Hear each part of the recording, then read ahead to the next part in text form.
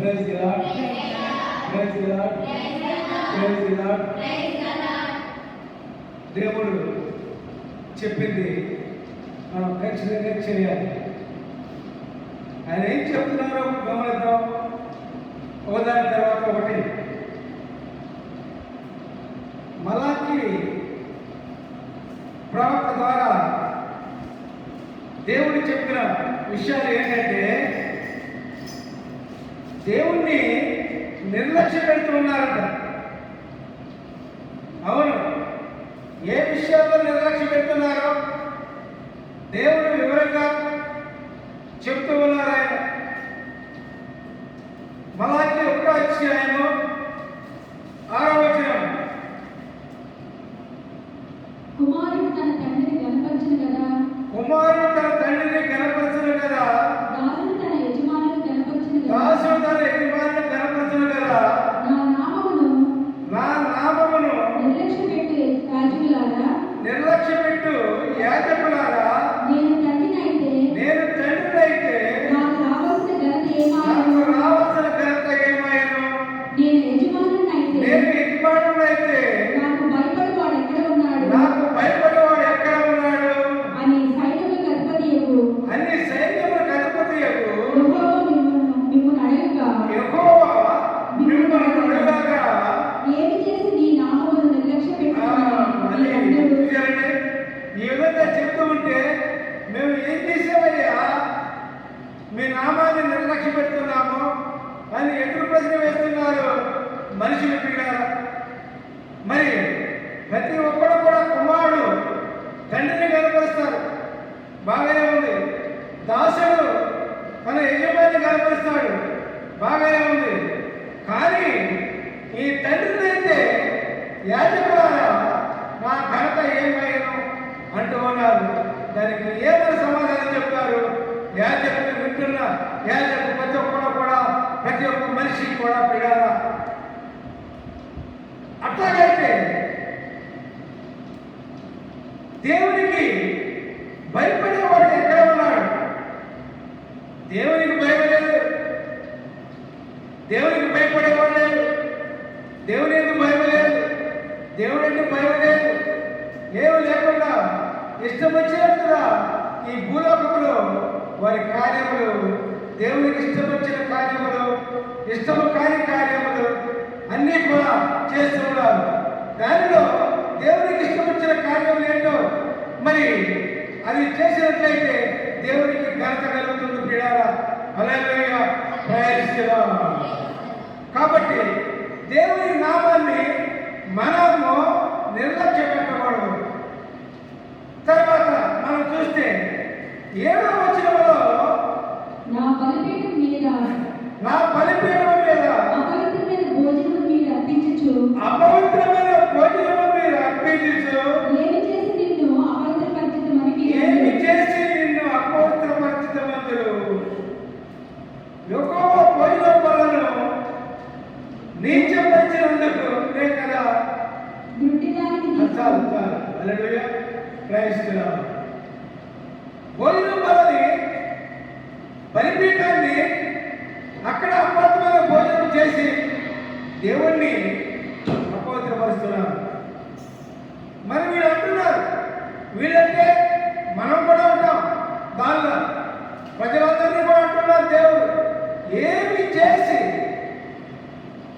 నిన్ను అపవిత్రపరుస్తున్నామయ్యా అని అడిగినప్పుడు, ఇది ముఖ్యంగా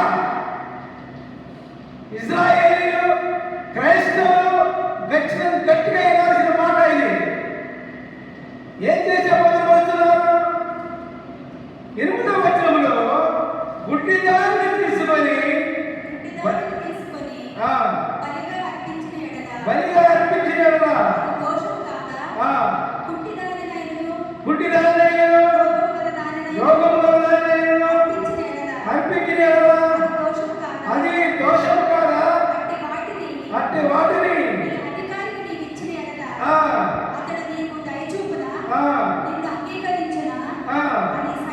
అధిపతి యెహోవా అడుగుచున్నారు. దానికి ఏం సమాధానం చెప్తారు? మరి ఈ లోక లోకంలో ఎవరైనా ఒక అధికారి ఉన్నారనుకోండి, పుచ్చిపోయింది, కుళ్ళిపోయింది ఒక ఫలాన్ని అలాగిస్తే అతను ఏందు దయ చెబుతాడా? దయ చెప్పకపోగా ఆ ఫలాలు తీసుకొని ముఖం మీద పడతాడు. మరి ఈ లోకపు అధికారే ఆ విధంగా శ్రేష్టమైన దాన్ని ఇవ్వకుండా శ్రేష్టమైన దాన్ని ఇస్తే ఆ విధంగా చేశారే. మరి దేవుడు మహోన్నతమైన దేవుడు, శ్రేష్టమైన దేవుడు, అధికార సృష్టి దేవుడు, సమస్తాన్ని సృష్టించిన దేవుడు పిడారా పనికిరాని వాటిని దేవుడికి అర్పిస్తే ఆయనకి ఎంత బాగుంటుంది. ఒకసారి చూడండి పిల్లలు, పనికి మారిన వాటిని అర్పిస్తూ ఉన్నారు. మనకు పనికొచ్చి ఏమో మనం కాసుకుంటూ ఉన్నాం, పనికిరాని దేవుడికి అర్పిస్తూ ఉన్నారు. అట్లాగే సౌలు రాజు పనికి వచ్చినవన్నీ కూడా మంచి పరిశీలన ఆరోగ్యంగావన్నీ కూడా తన సొంతానికి ఉంచుకొని పనికిరాని దేవుడికి అర్పించాడు. అతను రాజరికాన్ని పోగొట్టుకున్నాడు. దేవునికి స్తోత్రం. దేవునికి అర్పించేది ఏదైనా సరే, ఏ ఫలమైన అర్పణ ఏదైనా శ్రేష్టంగా ఉండాలి. మనం తినేకంటే శ్రేష్టంగా ఉండాలి, మనం అనుభవించాలంటే శ్రేష్టంగా ఉండాలి. ఎందుకంటే శ్రేష్టమైన దేవుడు, శ్రేష్టమైన దేవుని చేత మనం కలిగి చేయబడ్డాం. శ్రేష్టమైన దేవుని చేత, పరిశుద్ధ దేవుని చేత మనం సృష్టించబడ్డాం. కాబట్టి దేవునికి అర్పించేది మనం పరిశుద్ధంగా అర్పించాలి. హల్లెలూయా, ప్రైజ్ ది లార్డ్. ఇదే కాకుండా పిల్లరా, వాళ్ళు వచ్చి బలిపీఠం దగ్గర మొదలుపెడతారు, అయ్యా నా ప్రార్థన ఆలకించారు. ఏడుపులు పడపంపులు పెడతారు బలిపీఠం దగ్గర. మరి అదే ఇక్కడ 11వ వచనం, 2:13 వచనం చెప్తారు. ఒకసారి చదవండి. మరియు రెండవసారి మీరు ఆరాధనని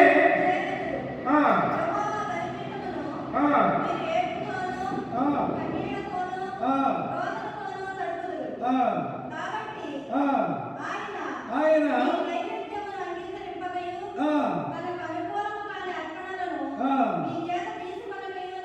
హల్లెలూయా, praise the Lord, praise the Lord, praise the Lord. చూసారండి, బలిపీఠం దగ్గర ఎంతో రోదన చేసినా, ఎంతో ఏడుపులు చేసినా, ఎంతో బాధపడినా మరి ఆ అర్పణను, ఆ ఏడుపులను దేవుడు వినడు. ఎందుకంటే దానికి కారణము, ఎందుకని మలాకి 2వ అధ్యాయము 14వ వచనము. అది ఎందుకని మీరు అడగగా, ఎవరి కాలమందు నీవు పెళ్లి చేసుకొని అన్యాయముగా విసర్జించిన నీ భార్య పక్షమున యెహోవా సాక్షి ఆయను. Hallelujah, praise the Lord. అది నీకు తోడై నీవు చేసిన నిబంధనకు పాత్రురాలు కదా. Hallelujah, praise the Lord. నీ పెళ్లి భార్య కదా. Hallelujah, praise the Lord. Praise the Lord. ఎందుకంటే మీరా దేవుడు ఎవరి కాలంలో ఉన్నప్పుడు పెళ్లిళ్ళు చేసుకుంటారు.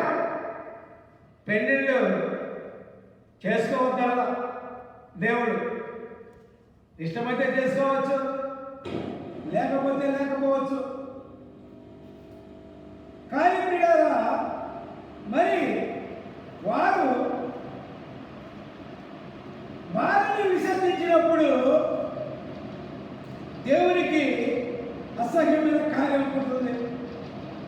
మరి కొంచెం ఆత్మ కలిగి ఉంటే పిల్లరా, కొంచెం ఆత్మ కలిగి ఉంటే ఆ పని ఎవరు కూడా చేయడు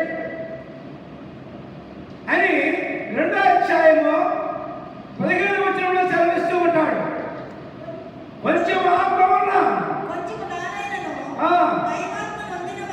దైవాత్మ పొందిన వారిలో ఎవరినూ ఆరాధన చేయలేదు. ఒకడు చేసినను ఏం జరిగను దేవుని చేత సంతతి ఉండవలనని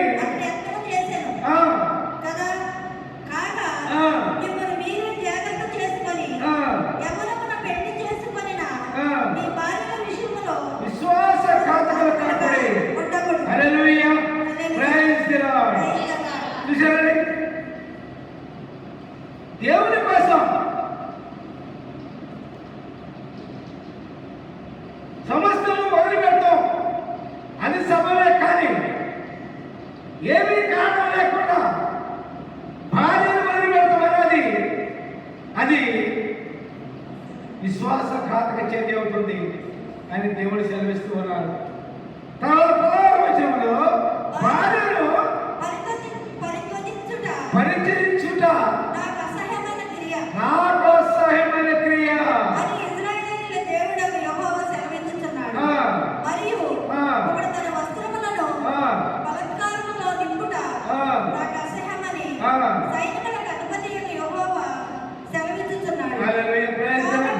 మీ మనసులను కాచుకొనండి, విశ్వాసఘాతకులు కాకుడి. చూశారండి, మన మనసులని ఈ లోకంలో మనం జీవిస్తూ ఉన్నాం, లోకంలో మనం ఉంటూ ఉన్నాం. దేవుడు చెప్పింది మనం చేయాలి అంతే. ఎందుకంటే ఈ భూలోకంలో మనము తిరుగుతున్నాం. భూలోకం ఎవరిది? భూమి ఎవరిది? ఆకాశం ఎవరిది? సమస్త సృష్టి ఎవరిది? ఆయన కదా. ఆయన మాట తప్ప ఇంకా ఎవరిను ఏ మాట కూడా మనం వినే పని లేదు, వినకూడదు. ఆయన మాట స్థిరము, ఆయన మాట న్యాయము, ఆయన మాట పరిశుద్ధము. హల్లెలూయా, ప్రైజ్ ది లార్డ్. ఈ విధంగా చేసి దేవుని నామాన్ని అపవిత్రపరుస్తున్నారు. తర్వాత మాటల చేత ఆయన ఆయాస పెట్టుదురు అంట. మాటలతో 2వ అధ్యాయం 17వ వచనం మలాకి. మీ మాటల చేత మీరు యెహోవాను ఆయాస పెట్టుచు దేని చేత ఆయనను ఆయాస పెట్టుచున్నామని మీరు అడుగుతున్నారే. దుర్మార్గులు యెహోవా దృష్టికి మంచివారు, వారి యందు ఆయన సంతోషపడును. న్యాయకర్తయగు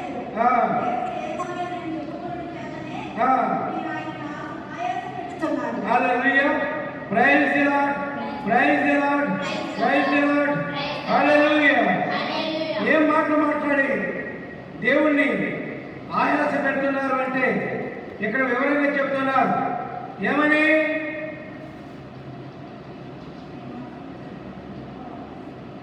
అయ్యో, ఎందుచేత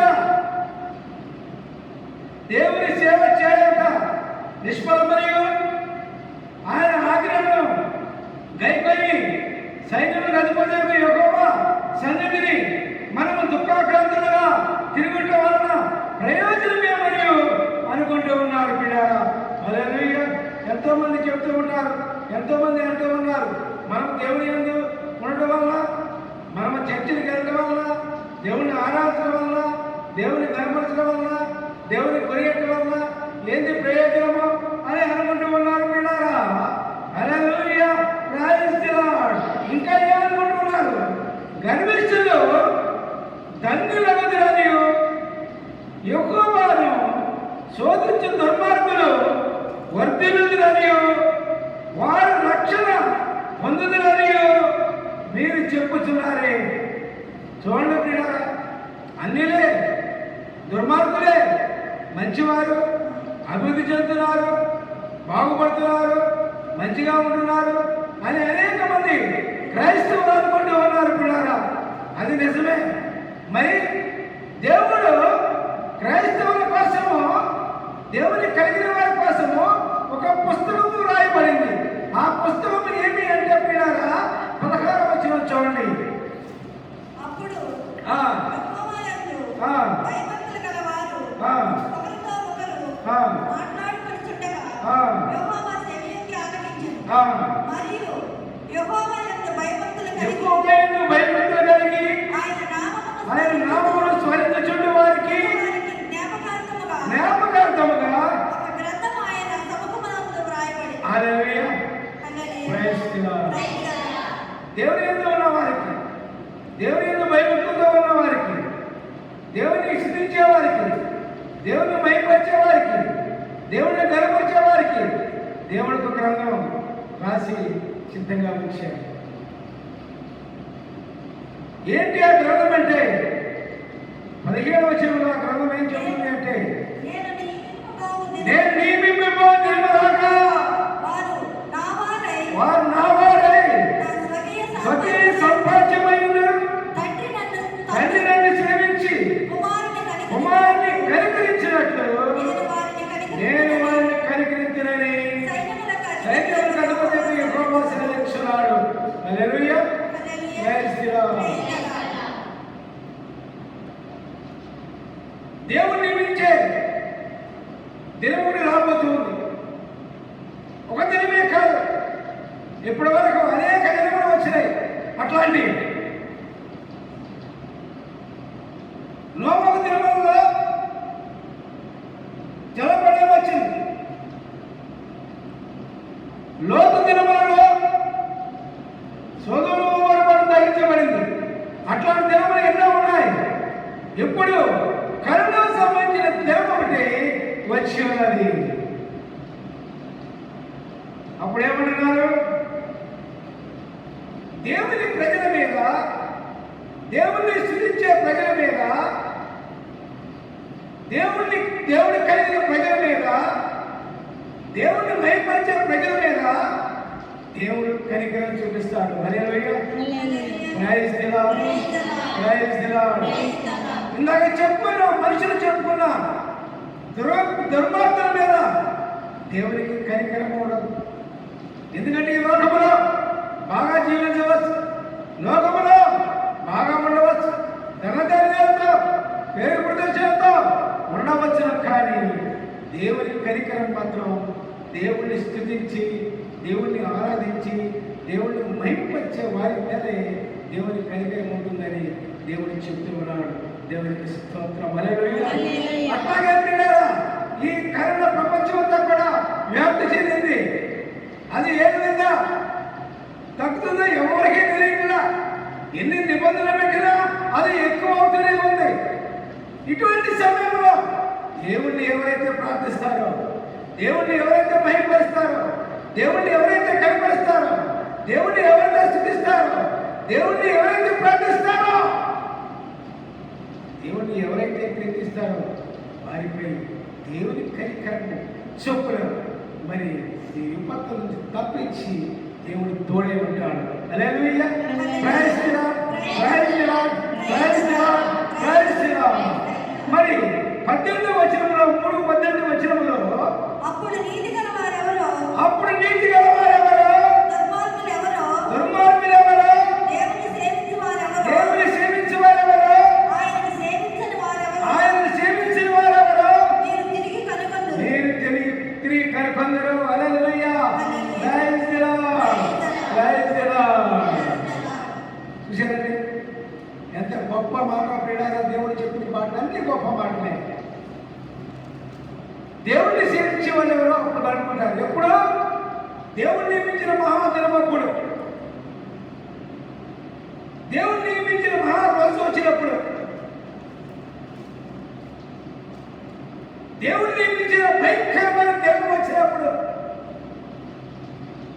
నీతిమంతులు ఎవరు? ఆయన ప్రార్థించేది ఎవరు? ఆయన స్తుతించేది ఎవరు? ఆయన కనపరిచేది ఎవరు? ఆయన మహిమపరిచేది ఎవరు? అప్పుడు తెలుస్తుందని దేవుడికి చెప్తున్నారు. దేవుడికి స్తోత్రం. Hallelujah. Praise the Lord. Praise the Lord. Praise the Lord. Hallelujah. ప్రార్థించుకుందాం. ప్రభువే స్తోత్రములు. పరిశుద్ధులమే వందనములు, పరిశుద్ధులమే స్తోత్రం ప్రభువా. పరమోజులమే వందనములు, పరమోజులమే స్తోత్రం ప్రభువా. అయ్యా తండ్రి, ఈరోజు ప్రభువా మీ మాట ప్రకారం ఏం చేయాలో మాకు సెలవించేవారు. వందనాలు స్తోత్రములు ప్రభువా. ఈ ప్రపంచంలో ప్రభు విస్తరించినటువంటి కరోనా వ్యాధి ప్రభువా, అయా మీ దగ్గరకు అనేక మంది వచ్చిన వారిని మీ ప్రభుత్వం దయచేయమని ఇక ప్రార్థన యేసు దివ్యనామములో నాడుకొని అడుగుచున్నాము తండ్రి. మహిమ ఘనత ప్రభావములు మీకు నామమునకే చెందిన. Hallelujah. Praise the Lord. Praise the Lord. Praise the lord.